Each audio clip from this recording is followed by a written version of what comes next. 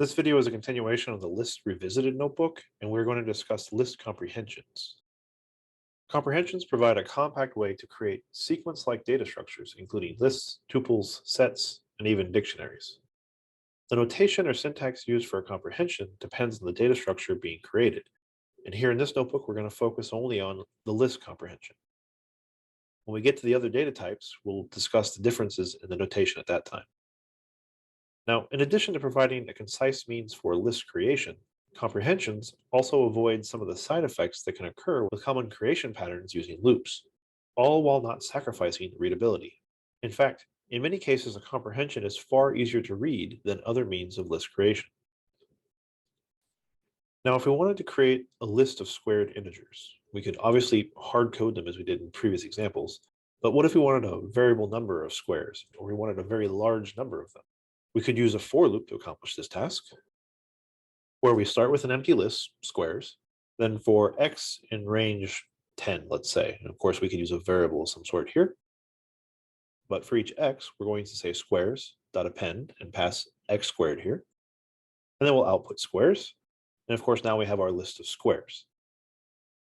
However, I stated loops like this can have side effects. So what do I mean by side effect? Typically, one talks about side effects with functions, but generally, a side effect is any change made to the state of something outside of the local scope. So if a function modified the value of a global variable, for instance, then the change in the state of the global variable would be considered a side effect of the function. So how does that apply to our loop? If we look at the variable x, the for loop either creates this name or it reuses it if it already existed. And if the name is created, it's persistent even after the loop finishes. So we can actually print the value of x here after the loop. And you see that we get 9, which was the last value in the range of the for loop. If we had defined x prior to the loop and given it maybe the value 42 here, if we rerun the for loop, you see that we still get the same output. And now if I output x again, you see that the value is 9. You see that the value has been overwritten with the value 9 again. So this loop has the side effect of modifying the name x, which could be problematic if x is being used elsewhere in the code and was overlooked when this loop was written. Okay, so we can avoid this issue if we use functions like map to create our lists. But before we do so, let's first remove x so that we know for sure it does not exist. So I say del x. And then we're going to create a list using map. So I'm going to write map. And the first argument of map is a function.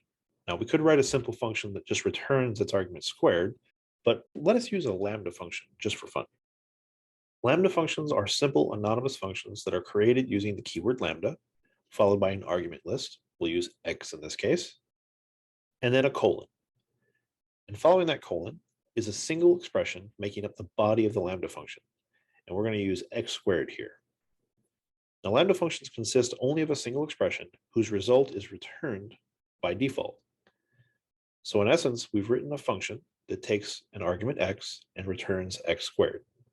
We've done all that in one line using lambda x colon x squared. And now for the map function's second argument, we need to pass the range just like we did in our loop above. Now this is going to apply our lambda function to every element in the range and return the square of that value. Now to create a list from this, we actually need to pass the output of the map to the list function.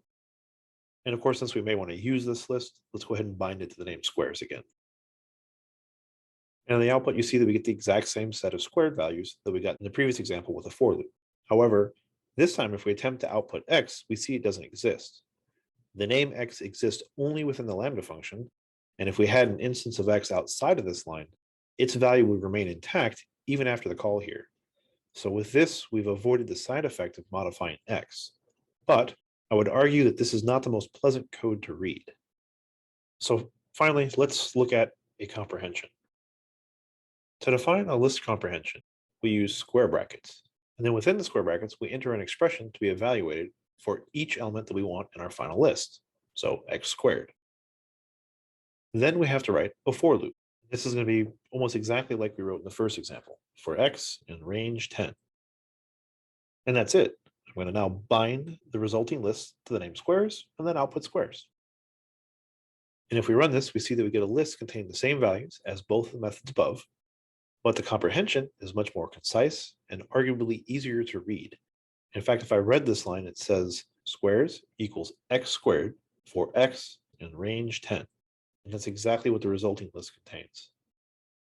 Also, just like the map solution, the comprehension does not modify the value of x. X only exists within the comprehension itself, just like it was with the lambda function in the previous example. Comprehensions can, of course, be more complex than this. In fact, they can contain 0 or more additional for or if clauses following the initial for clause. So for example, let's say I wanted to create a list of tuples or XY pairs by taking combinations of elements from two lists with the restriction that X cannot equal Y. So again, let's start with square brackets for the comprehension. Then my expression for this is going to be to create a tuple containing X and Y. Tuples are going to be covered in the data structure section, but to create a tuple, we use parentheses with a comma separated list of values. So in parentheses, I write X comma Y. And my X's will come from a list. So for X in, and let's give the list 1, 2, and 3.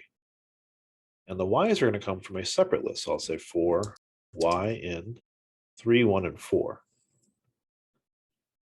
Now I said that we want all pairs of X's and Y's coming from these two lists with the restriction that X cannot equal Y. So I can write if X does not equal Y. And in the output, we see that we do indeed get a list of tuples or pairs of integers, where the first integer in each tuple comes from the first list, 1, 2, 3, and the second integer in each tuple comes from the second list, 3, 1, 4. And no pair contains an X and Y that are equal to one another. So if I were to write this using for loops, we may get something that looks like the following. I'll call our list coms for combinations. We'll do a nested for loop, so for X in 1, 2, 3, and then for Y in 3, 1, 4. If X is not equal to Y, then append a new tuple containing X and Y to our list. And then after these loops, I'll simply output the list. You'll see that the output here matches our list comprehension above. So in this part of the notebook, I'm just giving you several examples that repeat a lot of what we've just shown. And I'm not going to go through these in any detail, but I will at least state what they're doing. So first, let's start with a list data, which just contains some integers, both positive and negative. So in the first example here, we're basically doubling every value that appears in data. So we have X times 2 for each X in data. And the output, you see we get exactly that. The next example is going to take all X's from data as long as they're greater or equal to 0. So none of the negative values that appear in data are in this resulting list. The next one is similar. We're going to create a list containing the absolute value of all the elements from data. In this next example, we're going to use a list fresh fruit, where the strings here have spaces, sometimes before or after or both each of the strings. And this list comprehension is going to first strip the spaces from the beginning to the end of each string for every fruit that appears in fresh fruit.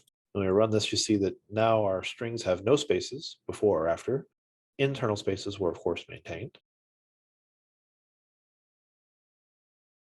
In the next example, we're going to again create a tuple, but this time it's going to contain X and X squared for every X that appears in this range. So we see the pairs of X's and their squares in the resulting list. Now, when creating tuples, it's important to realize that the parentheses are required here. So the next example basically repeats this, but omits those parentheses. And when we run it, you actually see that we get a syntax error here.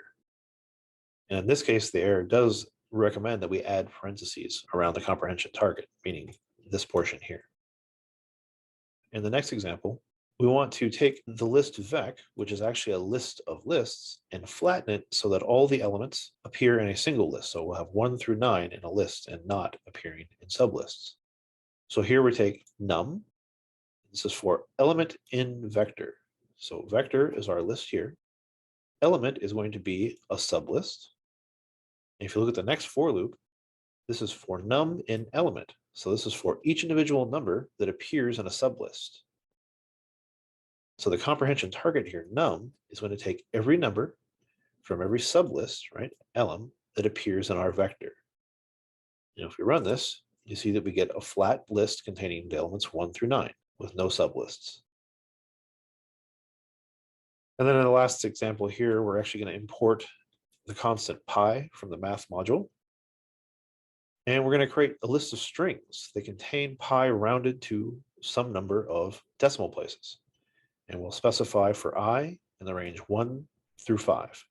And so in the output, you see where the string is 3.1, 3.14, all the way up to 5 decimal places. Okay, before we wrap up this notebook, I do want to briefly discuss nested list comprehensions. The first entry in a comprehension is an expression, which can be another comprehension. So let's say we were using lists to store some matrix-like data.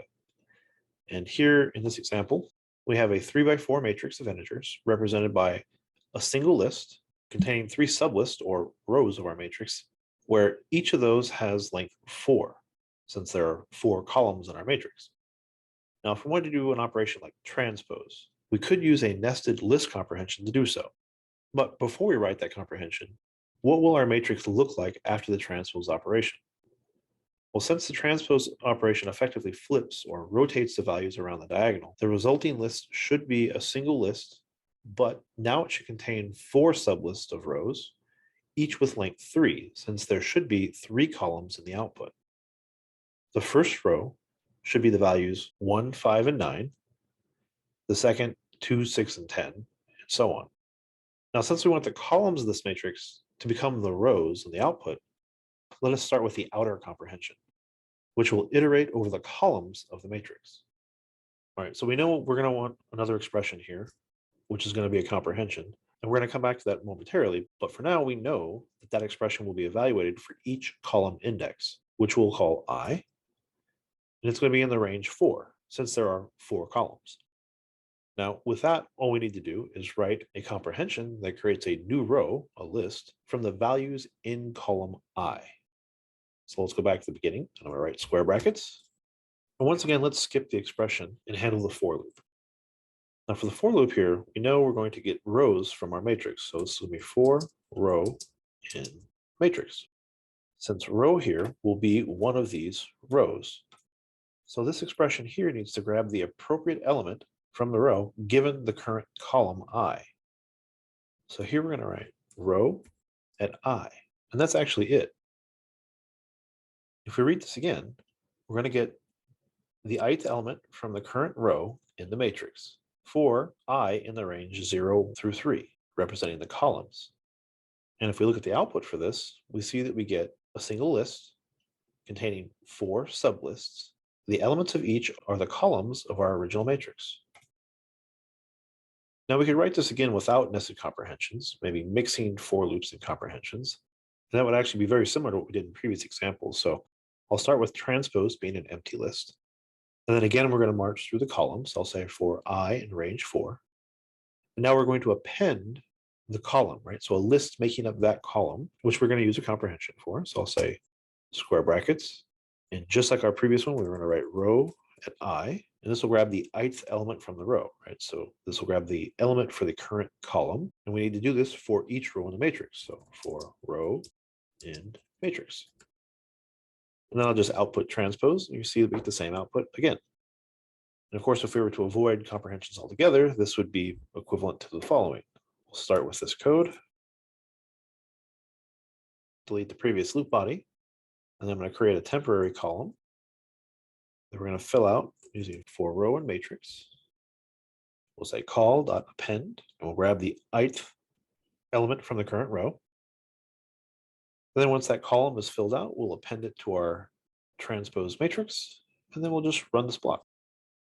And now, there are actually many ways to implement this. In fact, one might actually argue that the Python way to handle this particular situation is to use the zip function and avoid all these nested loops or even the comprehension itself. So we could write list, use the zip function, and then pass our matrix as an argument here. However, if we were to write matrix like this isn't going to do what we want. Instead, what we really need are the sublists of the matrix passed to the zip function. And one way to do that is to unpack them using the asterisk. And when we run this, you see that we get the same output as before. Now the asterisk here is unpacking the sublist of the rows in the list matrix. It's passing those lists as arguments to the zip function. which returns tuples containing an element from each input iterable. So the list function here is converting the output of zip to a list. And that's what we see here. Now, zip is returning tuples. And so you'll see here that we have sublists, and here we have tuples. So that is a difference with this method, even though this is extremely clean and short. Now, we did discuss zip in the looping conditions notebook in the control flow chapter, but I've given you a link to the documentation here for this function again. And also in the text below, I've given you a link to some documentation on unpacking argument lists, which is what the asterisk here is doing. However, to show you more clearly what this unpacking operation is doing, let me write the following. So I'll write list zip again, and then for the argument list here, I'm going to manually unpack the matrix for you. So I'm going to write the three sublists of matrix here as arguments to the zip function. And so matrix is a list containing these three sublists. The asterisk here is going to unpack them, meaning it's going to take out the elements of that list and pass them directly to zip as arguments. And so that's exactly what's happening here. So if you run this, you see that once again, we get the same output. If you look at the top again, I mentioned that we had elements that were lists before, and now they're tuples. And so if you really didn't want tuples here, you could use the map function and map the output of zip to the list function. And so what this does is it will apply the list function to each of these tuples. And so now when I run this, instead of getting tuples in the output, we now have lists. So again, there's many, many ways you could solve this particular problem. And that's going to be true for a lot of things you work on. Comprehensions in general, though, provide nice, clean, easy to read and understand code. So it's definitely worth your time to take a look at them and figure out how you can incorporate them in some of your own code.